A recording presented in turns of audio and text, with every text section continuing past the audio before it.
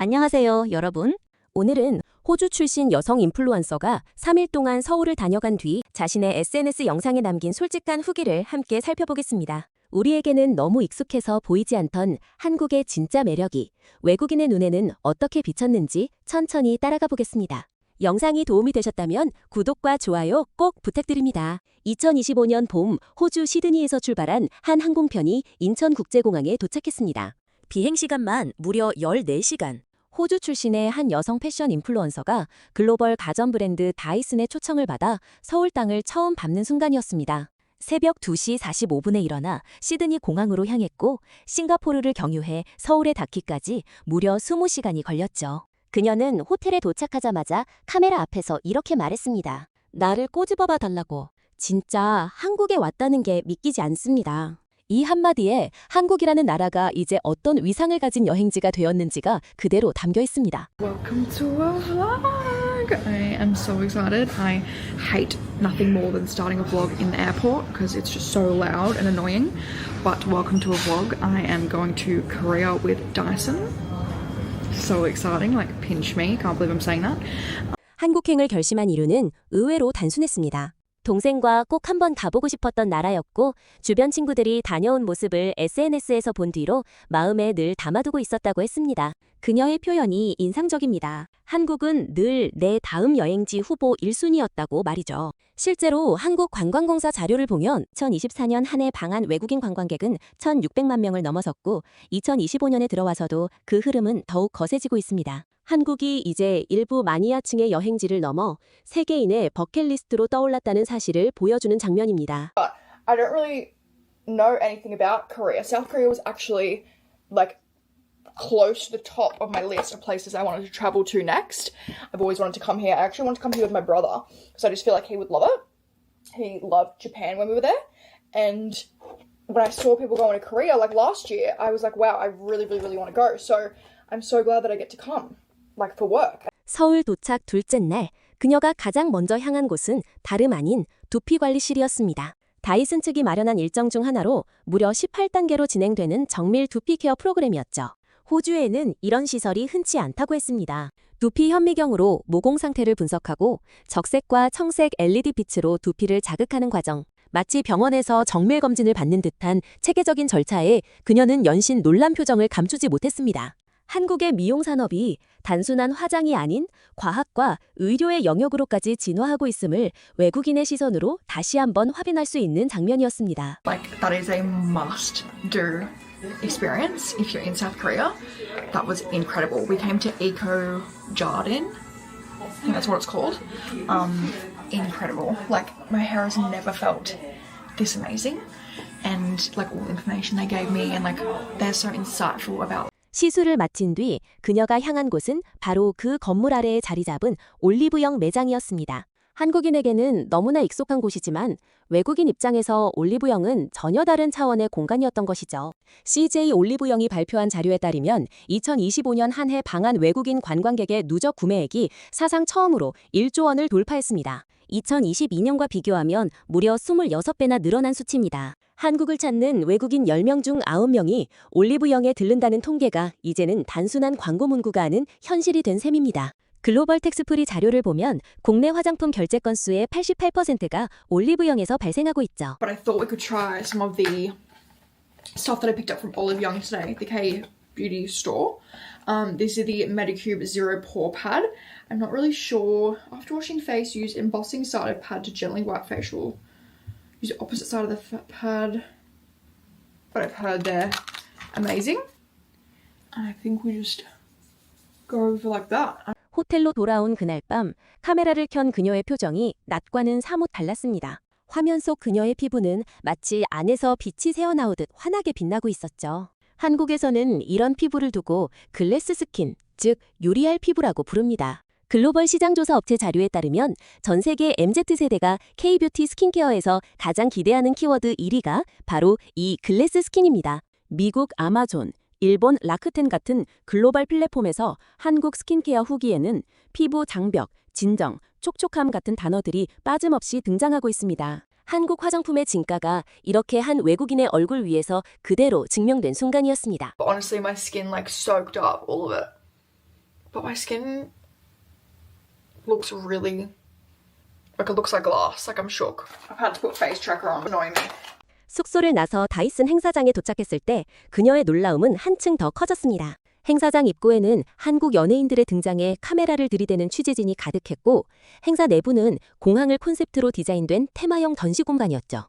단순한 신제품 발표회가 아니라 하나의 미술관을 둘러보는 듯한 구성이었습니다. 영상 속에서 솔직한 심정을 그대로 드러냈습니다. 호주에서는 절대로 이런 규모의 행사를 볼 수 없다고 말이죠.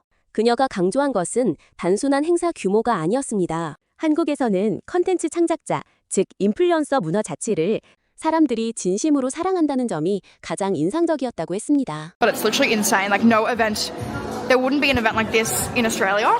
Like it's crazy to see how they do events in other countries. 한국의 매장들 또한 그녀에게는 큰 충격이었습니다.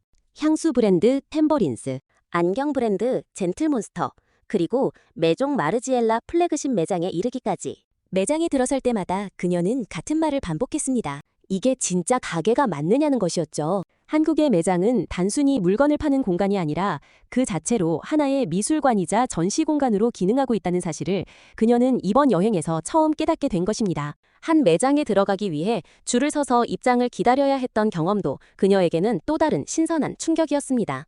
한국의 디자인과 공간 연출 수준이 이제 세계 어느 도시에 내놓아도 손색 없는 경지에 올라섰음을 보여주는 대목이죠. It's literally like an art gallery. It's insane. They just did a collab with Disney and F1, so they have all these like crazy art.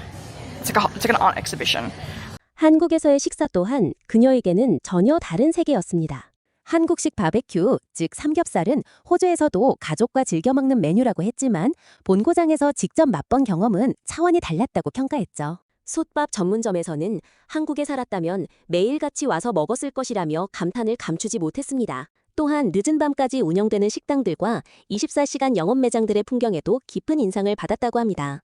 한 매장에 들어가 새벽까지 식사를 마치고 나오는 그녀의 표정에서 외국인이 한국에서 처음 느끼는 안전한 도시 분위기에 대한 신뢰가 그대로 묻어났습니다. I got these steak and rice, and you move it from here to here, and it's delicious. The steak is amazing. I don't even like steak, but this is like unreal.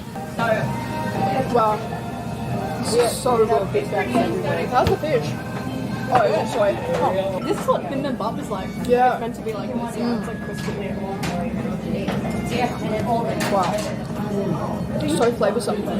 That was unreal. If you are in South Korea, definitely come. If I lived in Korea, I fear I would go every single day. 서울에서의 마지막 밤, 그녀에게 가장 깊은 인상을 남긴 장면이 또 하나 있었습니다. 바로 24시간 식당의 풍경이었죠.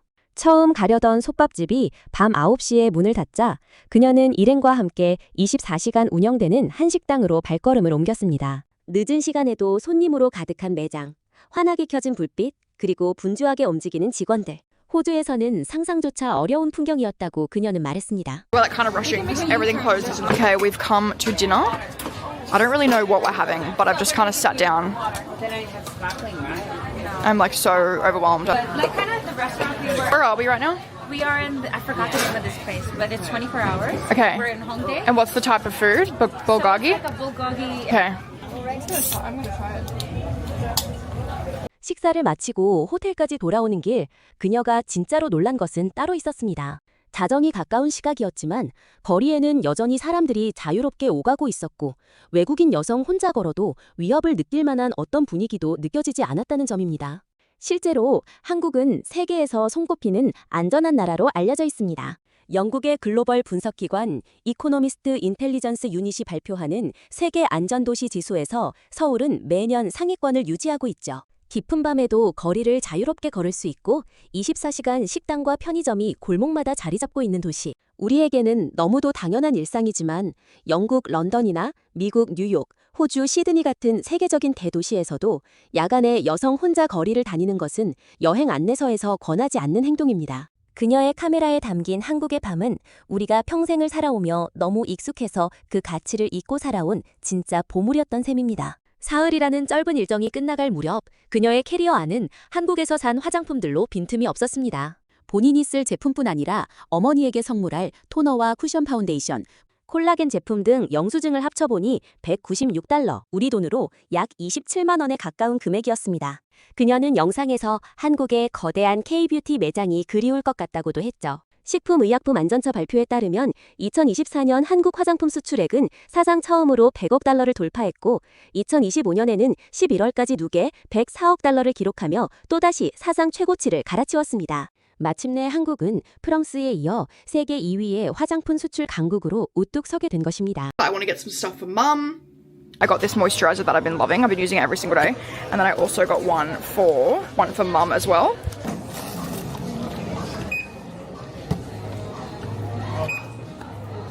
I got the cushion foundation for mum to try. And mum really wanted some, so I got some for both me and her. The cream that I've been loving, I got the body version. 공항으로 향하는 차 안에서 영상을 마무리하며 그녀는 짧고 분명한 한마디를 남겼습니다. 한국을 떠나기 싫습니다. 라고 말이죠. 사흘 동안 그녀가 마주한 한국은 단순한 여행지가 아니었습니다. 정밀하게 발달한 미용 기술과 두피 케어 산업, 세계 시장에서 어깨를 나란히 하는 화장품 산업, 미술관처럼 디자인된 매장대, 그리고 늦은 밤까지 거리를 걸을 수 있는 안전한 분위기까지 이 모든 것이 한 외국인의 눈에는 마치 또 다른 세계처럼 비친 것입니다. 우리에게는 너무도 평범해서 잊고 살아왔던 일상이 누군가에게는 인생에서 가장 빛나는 사흘로 기억된 것이죠. 우리나라가 어느새 이렇게 자랑스러운 나라가 되었다는 사실, 오늘 영상을 통해 다시 한번 느껴지게 됩니다. 영상이 마음에 드셨다면 구독과 좋아요로 응원 부탁드리고 다음 영상에서 또 만나 뵙겠습니다. 감사합니다.